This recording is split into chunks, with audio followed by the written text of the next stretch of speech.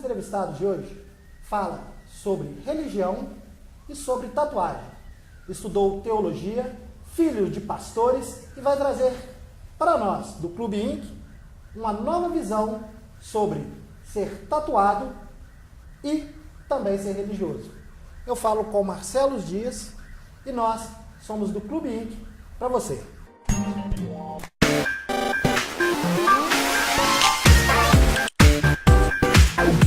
Boa tarde, Marcelo, tudo bem? Boa tarde, Fernando, tudo bem? Para mim é muita novidade ouvir uma pessoa falar de religião, tendo tantas tatuagens, mas falar com tanta propriedade.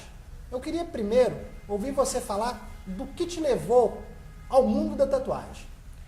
Bom, eu não tinha o objetivo, não é, de ter a estética que eu tenho hoje, a priori. Não é?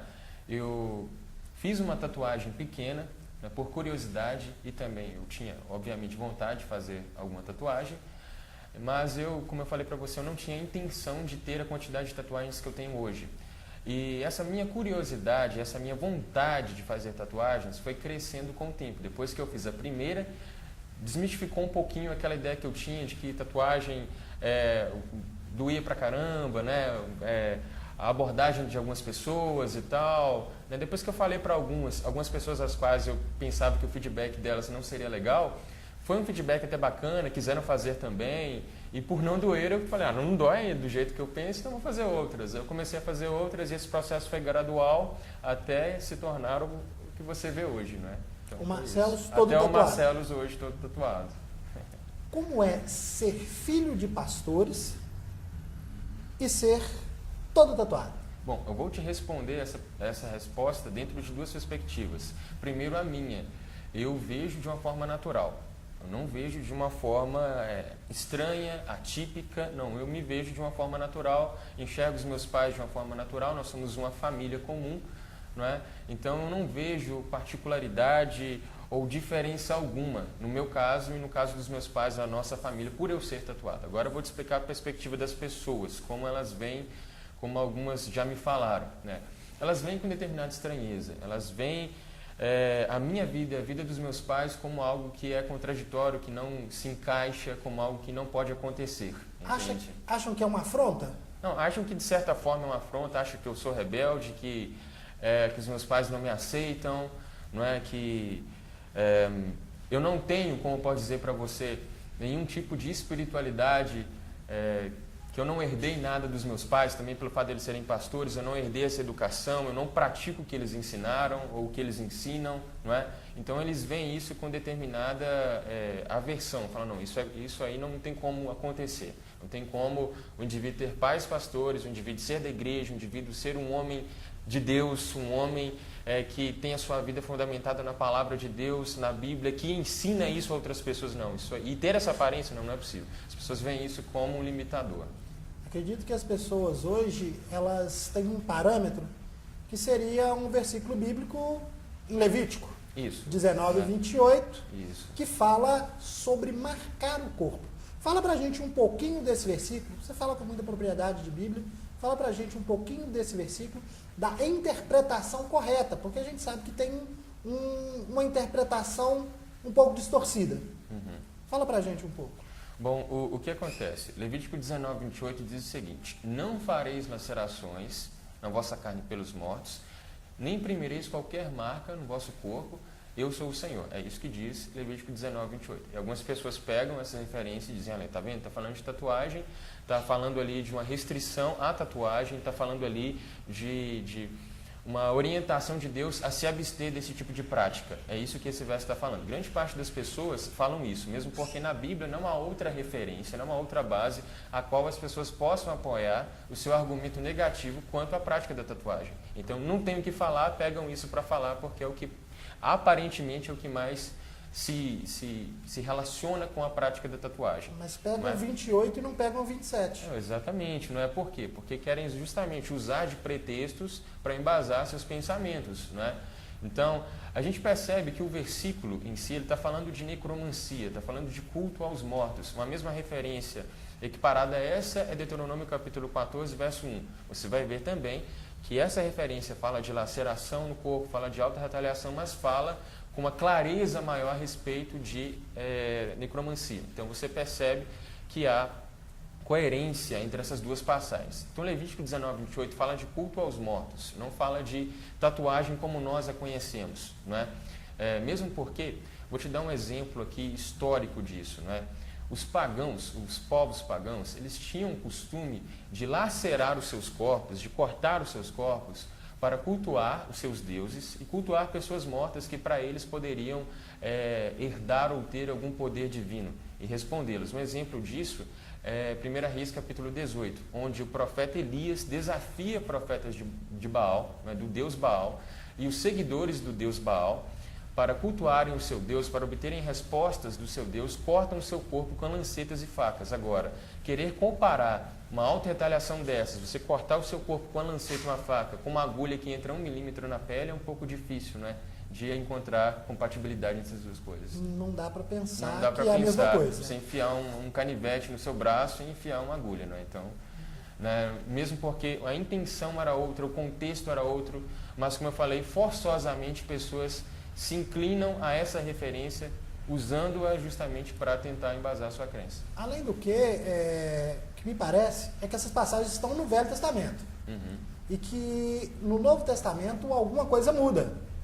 Talvez em prol do que nós chamamos de graça.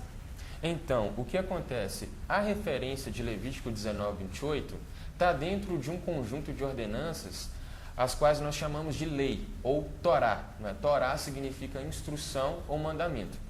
Essas 619 ordenanças foram passadas para o povo de Israel. Né? Então, se a gente para perceber que no Novo Testamento, né, Jesus veio, Jesus executou seu ministério, Jesus se sacrificou, Jesus ressuscitou dos mortos e ascendeu aos céus, e o Evangelho foi pregado ao mundo inteiro, né, a gente vê que há uma outra perspectiva.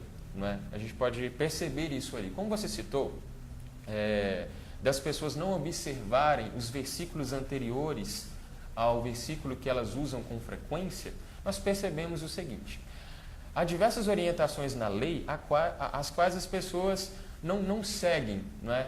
E utilizam de algumas, são bem seletas para se utilizar de algumas, para procurar embasar sua crença. Como você disse. Tipo, eu falo daquilo que eu tenho interesse? Não, eu só estou usando essa passagem aqui, só estou usando isso para comprovar o que eu estou dizendo. Já agora, todo outro capítulo, tudo que está dentro desse contexto, eu estou ignorando. Como você disse, o versículo 27 de Levítico 19 diz o seguinte: não cortareis o cabelo arredondando os cantos da vossa cabeça, nem desfigurareis os cantos da vossa barba. Ou seja, se você cortar o cabelo careca ou fazer a barba como você e como eu estou então duplamente perdido, porque eu sou careca e não tenho barba. Então, aí tem uma dificuldade. Exatamente. Vou ter que falar para meus amigos que fazer o pezinho, acabou. Pode fazer porque você está em pecado. Né? As mesmas pessoas as quais usam Levítico 19:28 para condenar a tatuagem, deveriam então deixar os seus cabelos grandes e andar como islâmicos, não é, com a barba sem fazer. Não é? Porque se você fizer a sua barba e cortar o cabelo careca, você está em pecado. É isso que a referência anterior, que o versículo anterior ao que essas pessoas falam, diz. Não é? E o próprio capítulo 19 de Levítico, se não me falha a memória, o verso 19 também, diz que você não pode ter um animal produto de mistura de raças. Ou seja, se você tiver um pitbull, que é um animal miscigenado, pitbull é um animal que foi produto de mistura de raças. Ou se você tem um vira-lata, na melhor das hipóteses, você está em pecado. Se você tem árvores diferentes plantadas no quintal da sua casa, você está em pecado. Se você tem uma camisa feita de poliéster e algodão, que são dois tecidos diferentes, você está em pecado. Então é preciso observar essas coisas também. Se a pessoa quer observar, quer traduzir da forma como ela imagina, Levítico 19:28. Lembrando de outra coisa, Levítico 15:16 fala a respeito da mulher menstruada. Né? Quando a mulher está menstruada, de acordo com essa referência, ela tem que ficar 7 dias distante de tudo e de todos, porque se ela encostar em alguma coisa, alguma pessoa, essa pessoa vai ser impura. Se ela encostar em algum objeto, esse objeto vai ser impuro. E outra coisa, a lei inteira tem diversas orientações que para nós a gente vê que não são muito cabíveis. Vou te explicar por quê. A lei condena a ingestão de frutos do mar. Se você ingerir frutos do mar, carne de porco, você também está em pecado. Então, essas orientações da lei de Moisés são específicas. para o povo de Israel, né? E essas orientações, dentro delas, nós vemos diversas leis, né? Nós vemos leis dietéticas. Essas leis dietéticas são as leis da dieta que eu te falei, para se abster de alguns alimentos. Leis cerimoniais, né? Leis estéticas. Essas leis estéticas são as do cabelo e tal, não é, da barba, exatamente. Mas dentre todas essas leis, nós vemos também a lei moral. O que é a lei moral? Por exemplo, no Antigo Testamento, se você matar alguém era errado. E ainda continua sendo errado. O que permanece da lei é unicamente a lei moral, entende? Porque em todo tempo, em qualquer período, se você prejudicar alguém de alguma forma, você continua sendo errado. Então, o que continua da lei, não é à toa que Jesus fala que você deve amar a Deus e ao seu próximo como a você mesmo, porque isso é a lei e os profetas. Então, Jesus está falando que o que eu faço para o meu próximo, a forma como eu trato o meu próximo, é o que é importante, é o que permanece da lei, porque isso é a lei e os profetas. Entende? Fico satisfeito em ver o seu conhecimento, o profundo conhecimento que você tem.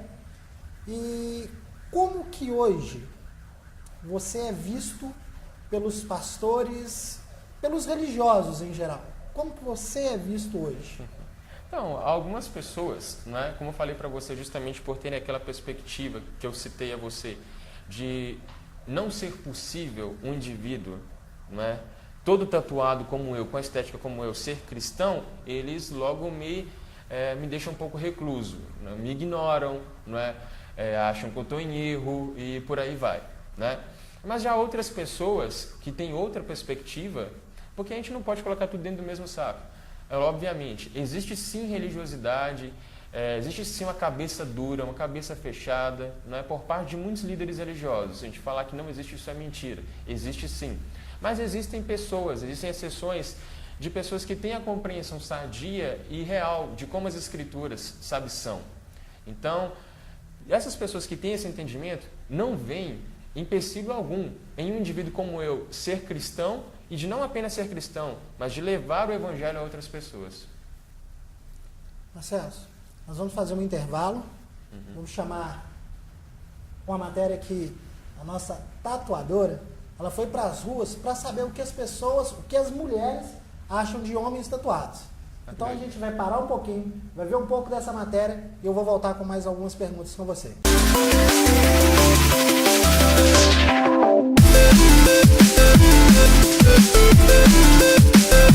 Fernando, agora a gente está aqui em meio à Praça 7, em Belo Horizonte, e a gente vai perguntar a opinião das mulheres, o que é que elas acham sobre homens tatuados. E aí, gente, vamos conferir comigo qual é a opinião das mulheres? Qual o seu nome? Amanda. E aí, Amanda, o que é que você acha de homens tatuados?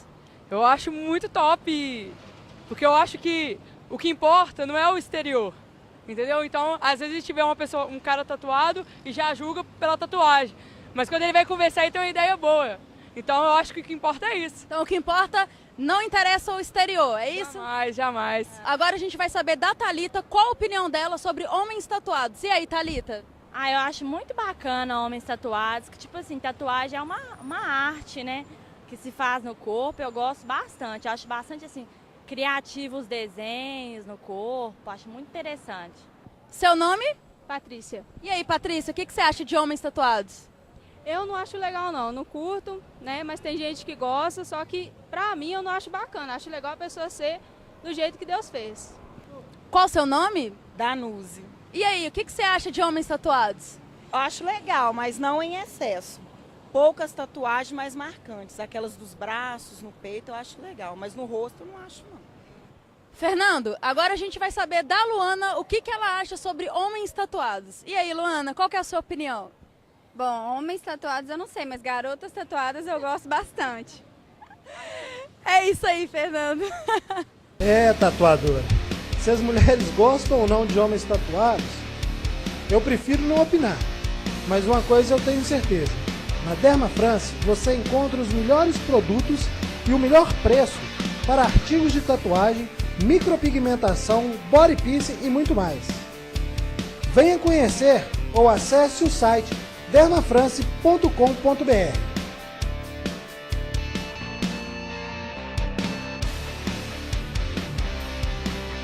E no próximo programa, o final da entrevista com Marcelo Dias e muito mais aqui no Clube IN.